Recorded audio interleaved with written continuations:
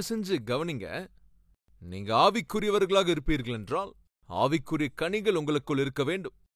ஆவிக்குரிய கனிகளிலே 4வது எது தெரியுமா உங்களுக்கு?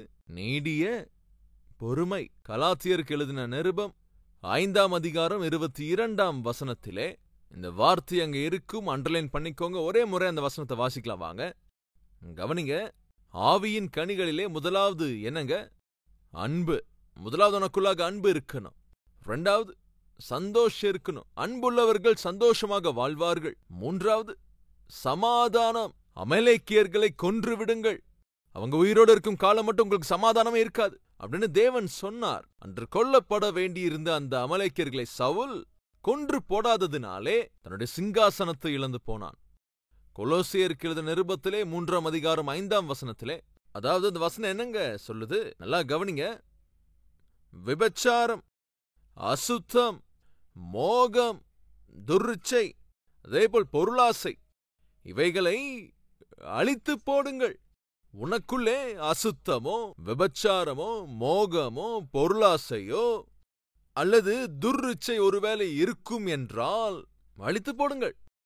இது நீங்கள் அழித்து போடாவிட்டால் உங்களுக்கு மன நிம்மதியே இருக்காது, சமாதானம் இல்லாதபடி செய்துவிடும். எனவே அதை அழித்து போடுங்கள். அன்போடு இருந்தால் சந்தோஷமாக இருக்க முடியும், சந்தோஷமாக இருந்தால் சமாதானத்தோடு இருக்க முடியும். சமாதானமா இருக்கிறவர்கள் அப்படியே நிம்மதியா இருக்க முயற்சி பண்ணுங்க. அதுக்கு நீடிய பொறுமை ரொம்ப ரொம்ப அவசியம். 4வது என்னங்க?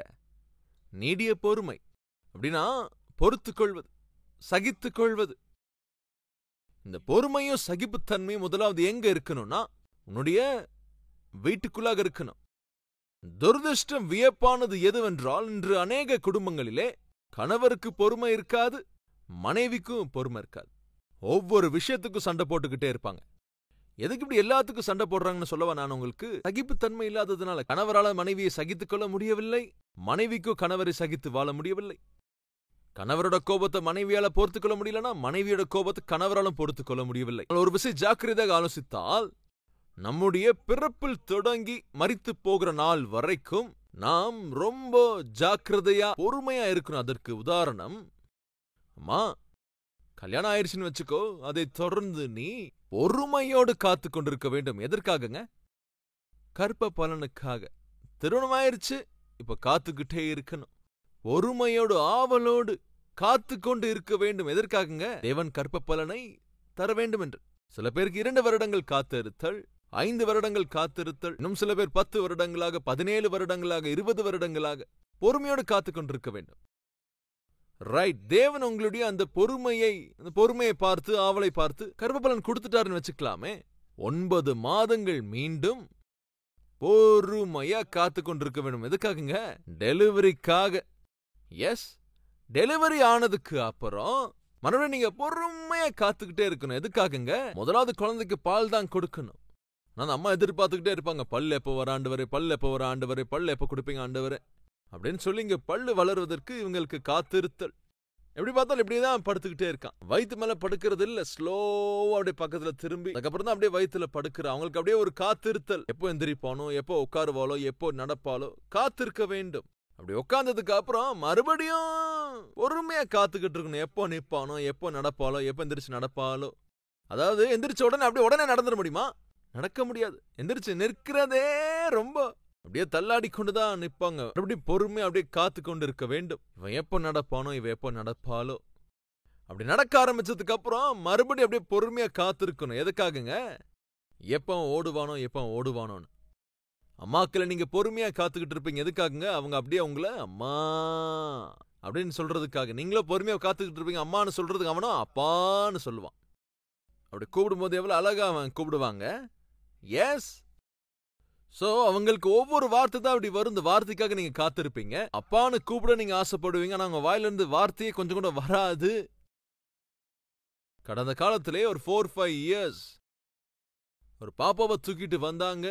நேர்த்தியா எனக்கு முன்னாடி அப்படியே உட்கார வச்சாங்க. ஐயா, எங்க பாப்பாக்காக கொஞ்சம் ஜெபம் பண்ணுங்க, காத்து கொண்டிருக்கிறோம் பொறுமையாக. எதுக்குங்க? வார்த்தை வரதுக்கு பொறுமை தாங்க. பிள்ளைகள் பேசணும்னா நாம அப்படியே கொஞ்சம் பொறுமையா காத்து கொண்டிருக்கணுங்க. அவங்கள ஸ்கூல்ல போய் சேர்க்கணும்னா 3 வருடங்களாவது காத்து கொண்டிருக்க வேண்டும். 10th ஸ்டாண்டர்ட் பாஸ் ஆகணும்னா 10 வருஷமாவது நீங்க காத்து கொண்டிருக்க வேண்டும். அவங்க காலேஜ்ல போய் சேரணும் அப்படின்னா ஏறக்குறைய 13 ஆண்டுகள். ஃபர்ஸ்ட் ஸ்டாண்டர்ட்ல இருந்து 9th ஸ்டாண்டர்ட், 10th ஸ்டாண்டர்ட்ல பப்ளிக் எக்ஸாம், அதை தொடர்ந்து 2 வருடங்கள் 11th 12th, அப்புறம் காலேஜ்ல டிகிரி ஜாயின் பண்ண நம்ம காத்திருக்க வேண்டும். 3 வருடங்கள் காலேஜ், அந்த டிகிரி முடிக்க காத்துக்கிட்டு இருக்கணும். அதுக்கப்புறம் ஒரு பிஜி போஸ்ட் கிராஜுவேஷன், அதை தொடர்ந்து அப்படியே 2 வருஷம் காத்து கொண்டிருக்க வேண்டும். இதுக்கப்புறம் வேலைக்காக காத்து கொண்டிருக்கணும். பொறுமையா வேலைக்கான முயற்சி எடுத்துக்கிட்டே இருக்கணும். வேலையும் கிடைச்சதுக்கு அப்புறம் மறுபடியும் இன்னொரு முயற்சி. என்னங்க அது சொல்லுங்க? கல்யாணத்துக்கான வேலை தான்.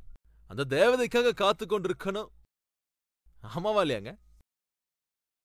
சோ நீங்க கவனிச்சீங்கன்னா நம்ம வாழ்க்கையிலே பிறப்பிலிருந்து நாம நம்முடைய இறப்பு வரைக்கும் வயது எட்டியவர்கள் அவர்களும் எதிர்பார்ப்பாங்க.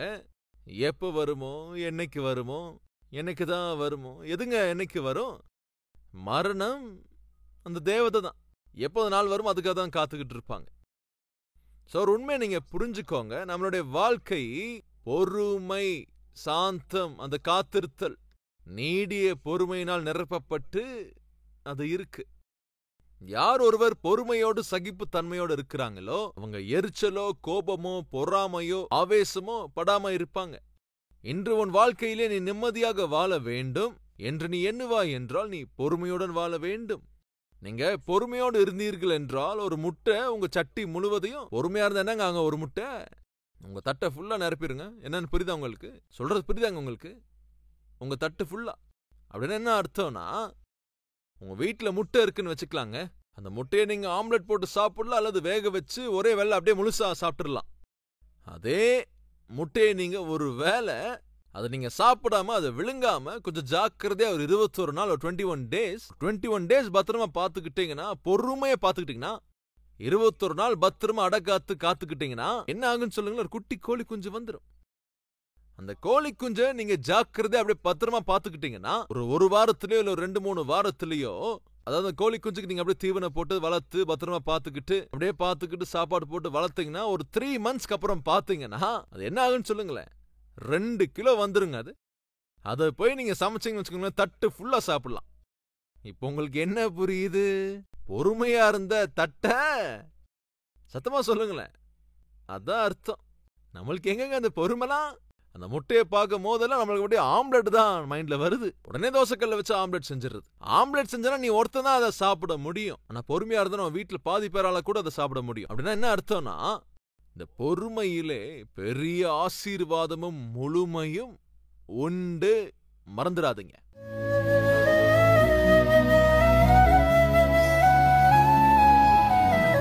பரிசுத்தமுள்ள எங்கள் பிதாவே, மிக விலையேற பெற்ற உங்களுடைய செய்தியை எங்களுக்கு தந்ததுக்காக நன்றி ராஜா. அண்ணா அவளுக்கு பிள்ளைகள் இல்லாவிட்டாலும் வீட்டில சாப்பிடுவதற்கு ஒன்றும் இல்லாமல் நாளுக்கு நாள் நலிந்து கொண்டிருந்தாலும், அதாவது வீட்டுக்குள் வரும்போது தன் வீட்டின் சூழ்நிலைகளை பார்த்து எவ்வளவு அழுது புலம்பினாலும் எல்கானா மாத்திரம் அவளை ரொம்ப நேசித்தான். எவ்வளவு சகித்துக் கொண்டான். எவ்வளவு பெரிய ஆவிக்குரிய நடத்தையை வெளிப்படுத்தினான், காண்பித்தான். அப்பா, எங்கள் வீட்டிலே பொறுமையும் சகிப்புத்தன்மையும் எவ்வளவு அவசியம். இந்த பொறுமை சகிப்புத்தன்மையினாலே அந்த வீட்டுக்கு எவ்வளவு அற்புதமான குமாரனை நீர் தந்தீரோ, அதே போல என்றும் ஒவ்வொரு கணவரும் ஒவ்வொரு மனைவியும் தன்னுடைய வீட்டிலே பொறுமையும் சகிப்புத்தன்மையுடனே கூட தங்கள் குறைவுகளை அப்பா புரிந்து கொண்டு, சூழ்நிலைகளை உணர்ந்து கொண்டு, ஒருவரை ஒருவர் பலப்படுத்தி அப்படியே ஆதரித்துக் கொண்டு, கோபத்துக்கும் ஆவேசத்துக்கும் கொஞ்சம் கூட இடம் கொடுக்காமல் அப்பா அன்பையும் சந்தோஷத்தையும் சமாதானத்தையும் ஒவ்வொரு கணவரும் ஒவ்வொரு மனையும் வெளிப்படுத்தும் விதத்திலே நீர் உதவி செய்ய வேண்டும் என்று, அற்புதமான இந்த குடும்ப நடைமுறை ஒவ்வொரு வீட்டிலும் வெளிப்படுத்த வேண்டும் என்று இயேசு கிறிஸ்துவின் நாமத்தில் வேண்டிக் கொள்கிறோம் பிதாவே. ஆமென்.